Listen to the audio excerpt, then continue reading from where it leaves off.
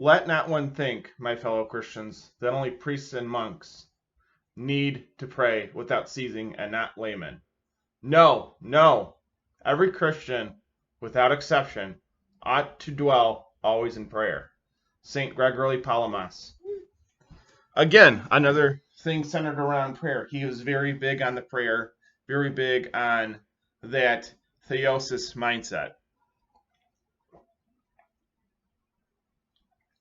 And getting to dwell always in prayer means you're communicating with the Lord, means you're communicating and seeing God more clearly, and being able to see God and come to know God as it says in the scriptures. And it's very prominent with a lot of the church fathers that this is once again called theosis.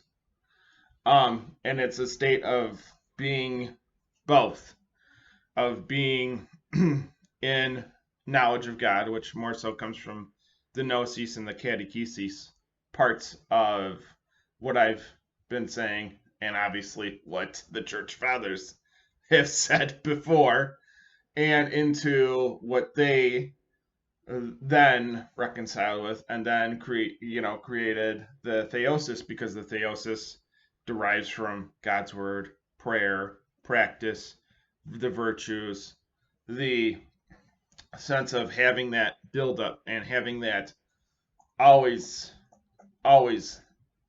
there, never ceasing, and being and dwelling in that prayer and being able to be prayerful, be mindful of your prayers, be mindful of others, and be mindful of that communion with God, because praying is in a communion with God. It is something that is important. It is something that is directed towards God, but it's also directed towards your heart, towards your spirit, towards your mind, towards everything you have to offer that God has offered you. So the praying is not only a sense of another kind of communion with God and communion with other Christians. It's a communion with all.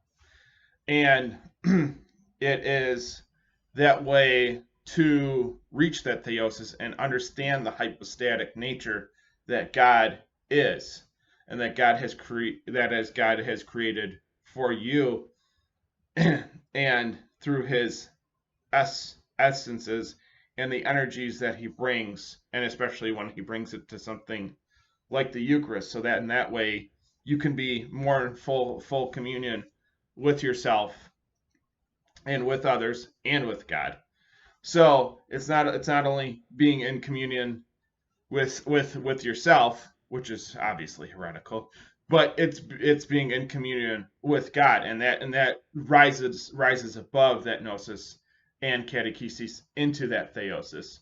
So it's getting above that, but it reflects on itself, and it reflects to not ceasing and being able to dwell in that prayer, because then it reflects up and out, and you're obviously experiencing something more, and that's what prayer has that access to.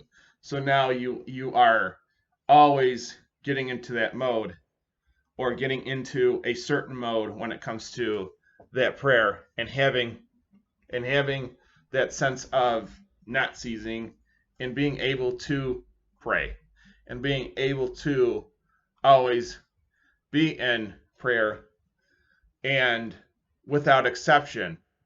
Just because they're priests and monks doesn't mean they stop either. Doesn't mean they're exempt from God's judgment and God's law.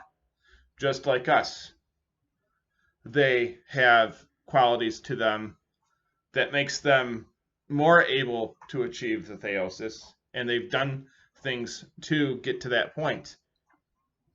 But with us, we obviously have to recognize that they're doing more, but however, they are in service to us, and they are in service with us. So just as much as we're in communion with God, we're in communion with others, through prayer and through that worship and through, as St. Gregory, and this is a constant theme, through that, through the theosis, through a process called theosis.